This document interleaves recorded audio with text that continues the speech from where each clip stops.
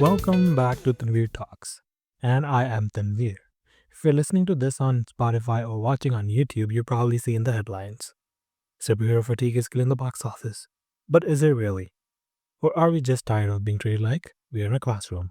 My take is that fatigue is 100% real. But it's not for the heroes, it's for the homework. Back in 2008, when Iron Man released, and then Thor, and then Avengers, right? Even we can include Incredible Hulk as well, right? These movies had end scenes, right? End cutscenes, which would connect to the next movie. So these were not, okay, you want to watch a movie, you want to watch a TV show, you need to know the TV show, you have watched the TV show, and then you have to watch the 2 hours of blockbuster movie, right? Life is much simpler. You went to the cinema, you saw a movie, you left happy. Now in 2026, Marvel is expecting that you have a master's degree in Disney Plus history just to understand the next 2 hours blockbuster movie, right? Think about the demographic shift, right? The people who actually built the MCU into a multi-billion-dollar empire are now in their 30s and 40s, right? Including me. We have careers, we have kids, we have real-world stress, right? We don't have time to watch 3 10 episodes TV series every year just to understand why a side character is suddenly the lead in a movie. Marvel, I think, made the fatal mistake of choosing quantity over quality, and they're exactly paying for it now. Like the movies that you watched last year, they were not extraordinary. I did not go to the theater to watch that, right? Let's be real. I don't think that many people did. Yet they did good, but not that close. Like they did not do Avengers number. They did not do Iron Man numbers, right? They did not do Captain America numbers. They were all right. And let's look at the numbers, right? When the MCU started in 2008 and the audience was young, we were teens and young adults, right? 18 years later, we're in our 30s and 40s, right? And now we have careers, we have families, we have lives, we simply do not have enough time, even 50 hours a year to spend keeping up with required reading, right? I think Marvel made a massive strategic error. They prioritized quantity over quality, right? And for a few years there, it felt like they were releasing something every month. I'll give you my personal experience, right? I was a day one fan. I sat through every movie, every teaser, and I was watching the movie. I would sit through the end cutscene, right? I did not want to waste a single minute of the movie. I sat through the end credits just to see if there was a teaser for the next one, right? And to be honest, like I loved WandaVision when they released it on Disney Plus, and it was experimental and weird, right? I also loved Loki, right? Because it felt like a high concept. Like it was huge. It felt like this is a sci-fi series, right? Felt new, felt something different too. I wanted more of it, right? And then came the Falcon and the Soldier, Winter Soldier, right? I watched it for the first time. I just felt, bored. I did not like it. Trust me. It felt like filler, right? It was more like a filler movie. They just did 90 minutes movie, but they were stretching into 6 hours just to keep people subscribed, right? And was the last straw for me, right? I did not like it. After that, when movies like Doctor Strange 2 or the Marvels came out, right? If you hadn't seen the specific shows, you felt like you were jumping in the middle of the book, right? You had to watch these shows, Miss Marvel, right? To understand the Marvels. Like, why is Miss Marvel there in the Marvel? Because you had to watch the show, right? Did not like it. And for Doctor Strange 2, same thing, right? You had to watch WandaVision to understand why is she bad. Her whole story, the story arc was that she was like, if people had not WandaVision, they would be like, why is she looking for her kids? Like, why does she care, right? The whole show, WandaVision show, was about her kids. I did not, yeah, I did not. Didn't expected Marvel to do that. And, most people were emotionally done after Avengers Endgame, right? That was the perfect closure for Marvel. Phase 1, right? If Marvel had kept that same slow, steady pace, maybe 2 high-quality movies a year, I think we'd still be hungry for it, and they people would not have this fatigue of Marvel, I would say, right? Rather than, watching these. They kept pumping out TV shows, they kept pumping out all connected TV shows, all connected movies, which was not a good call, I would say. And, this is what the industry calls serialization exhaustion. Yeah, like we are exhausted of Marvel. Not any other, like, we're not exhausted of superhero movies. General public is exhausted of Marvel. Like, general public actually like a movie, right? If you notice, right?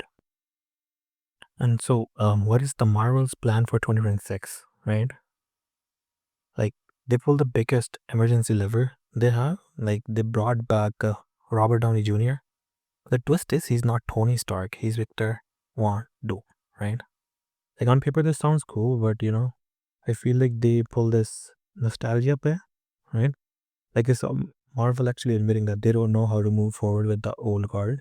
Like, there's a rumor that they're trying to push a narrative that Iron was always meant to be a Doom, right? Like in the multiverse. So to me, that feels safe. I feel like they're trying to buy back the audience's love with a familiar face instead of earning it with a good story. Like contrast with that with Shang-Chi, right? Shang-Chi and the Legend of the Ten Rings came out in 2021. It's now 2026, and that is a 5-year gap without a sequel or even a major appearance, right? Like they haven't done anything. They didn't talk about it. They didn't see anything. Even Simu Leo, like he's been talking constantly on different podcasts. Like like Marvel is not doing anything. They haven't even touched, you know. And like finally they're doing it now. I've heard some rumors about it, but it's too late, right? They should have done it like from the get go. They should have done it in 2 years. They should have done a you know uh, sequel to that Shang Chi one, right? Right, and this 5-year gap, the sequel, like, is not good. Like, how do you find a fresh, unique character that fans actually liked and then put him on a shelf for half a decade? Like how? Like, meanwhile, they're spending 2 years trying to convince us that Sam Wilson is the new Captain America. Like, come on, man. Like, he's a great Falcon, but mm, no, he's not. I don't buy him as a Captain America. Like, he's a great actor, right? Anthony Mackie is a great actor. But the writing for his cap hasn't landed at all. Like, it doesn't have the soul. If they had focused on Isaiah Bradley, the history of the Shield and the Dark Secrets of this era, that could have been like a deep, risky masterpiece. But they played it safe, and like majority of the audience didn't like it, didn't care. Like, I did not care personally, right? So nobody cared about it. Like, honestly, right? And like who never has a fatigue? Spider-Man. Spider-Man is one of those superheroes you get never tired of, right? People will actually line up for Spider-Man. It spans generations. Even today, kids will like Spider-Man. Like when I was a kid, I liked Spider-Man. And even before that, I was Spider-Man fans, right? Cartoons, movies. People just love Spider-Man. I realized this when I was thinking about my childhood, like back home, right? Back home in Punjab. I remember being in grade 5 or 6, right? Life is simple. I'd come home from school, throw my bag in the corner, immediately turn on the TV. I did not care about the phases, whatever, right? I wasn't even there, right? Like, there was no cinematic universe at the time, but I just wanted to see Peter Parker, right? I wanted to watch every episode of the animated series. I even watched the X-Men episodes, right? Where Spidey would show up, right? I even, like, Spidey was, like, the pinnacle of animated series, right? Like, all the cartoons, Spider-Man was the best, even at school. Like, this is the only thing we talk about, right? We'd sit together in the break and decide who got to be with Spider-Man, right? I was like, okay, I want to be Venom, or I want to be the black Spider-Man, or I want to be the red Spider-Man, red and blue, right? We weren't tired of superheroes back then because they felt like our friends, right? Spider-Man, like, you know, he was relatable to say, right? He was a phenomenon because he was human. He couldn't pay his rent. He struggled with school. He's trying to do the right thing, right? While his personal life is falling apart. This is why Spider-Man 4 brand new day coming this July is like the movie that I'm gonna go watch, right? People don't care if it's the episode 4 or whatever episode, like whatever phase it is, right, of the MCU. They care about Peter Parker. They don't care where it stands in the MCU, right? I think that's what Marvel forgot, right? They started writing for the multiverse rather than writing for the person, right? They need to go back to the roots and see like what made their superheroes, phenomenal. Spider-Man is one story you should not do wrong. Like, even if you do wrong, people will still come and show up. Like, their superhero should be like Spider-Man, and that's what I'm trying to say, right? And if you look at DCU, right, the new DCU James Gunn has been doing, right, and if you look at that, like, I have hope there, right? Like, DCEU, the Zack Snyder's DCEU was not big, right? but it was not a fatigue, right? I'm still looking forward to DC. I think people are looking forward to James Gunn Superman, right? People actually showed up, right? And James Gunn is actually trying to make movies like Clayface, if you look at it. So it's an R-rated horror movie. Like Marvel will never do it. It has never done R-rated movie except Deadpool, right? Deadpool is unique because people love Deadpool because when Fox detected it, right? When Fox had it, but since Disney bought Fox, now it is Disney, right? So they're making, but they finally did R-rated movie, right? Right. So that's what I like. James Gunn is actually taking exact opposite of what Marvel was doing. It was Marvel's like if James Gunn was not fired from Marvel, I don't think we would have this DCU at all. But I'm glad he got fired, and we have this DCU to look forward to. And I think his promising like writer first approach is like really good. And for the 2026 slate, like I'm looking forward to Supergirl, right? And Clayface, you can just go walk in the theater, watch them as standalone movies, right? You don't have to know, okay, what happened in the previous Superman movie, right? Supergirl is gonna be standalone movie. You don't have to know what happened. She just comes in as a cameo at the end, right? In the movie, in the Superman, right? You don't need to know, like, oh, I need to watch Superman to understand why she's there. It's a Supergirl movie, not a Superman movie, right? That's how it should be.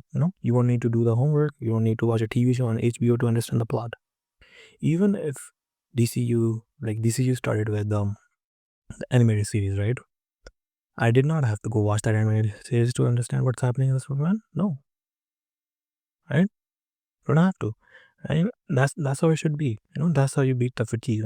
People will show up. If the movie is good, people will show up. If you say it's part 1 of the 50, people will not show up for that.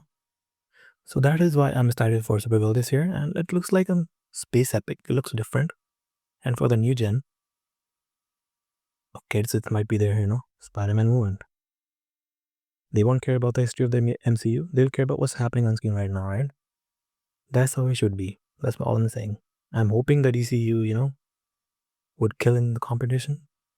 They are the new Marvel, but they won't get as cocky as Marvel did. I'm finally glad that Marvel is, understood that they were doing, quantity over quality. And even Bob Iger has agreed to that. He said it. I saw the news yesterday, right? He said it. And he said that, right? That they were focusing more on quantity over quality. So they're shifting back their focus to quality rather than quantity.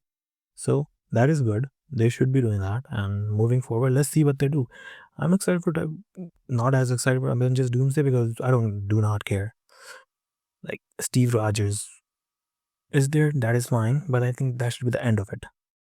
Those superheroes are old. They need to focus something on new. Either recast or try to tell a new story. You don't have to tell the same story over again, right? We already know who Steve Rogers is. We can go watch and it's the first Captain America movie, right? To understand what's going on, right? We don't have to do that, right? Which is, yeah, I think they do that, right? So my final verdict is for this: is the superhero fatigue real?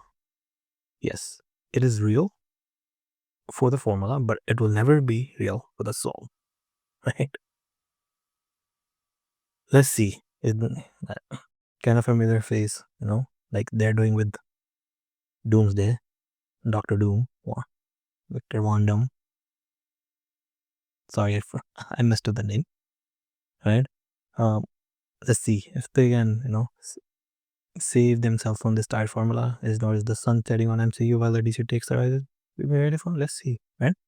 Okay, now I want to hear from you guys. What was your Spider-Man moment as a kid, and what were you doing? Right? Or what was your what was your superhero moment? That's it, right? When you start watching MCU, what do you think about the New Avenger Doomsday? Do you think superhero fatigue is real or not? Go to the X, hit me on X, which is Tanveer Talks official, right? Go there and leave a comment on my YouTube channel. It's Tanveer Talks, or you can search for Tanveer Ramgardia, or even on X if you don't find me, just search for Tanveer Ramgardia. You will find me, and yeah, thank you. Thanks for joining me for episode 2, and this has been Tanveer Talks. Stay curious.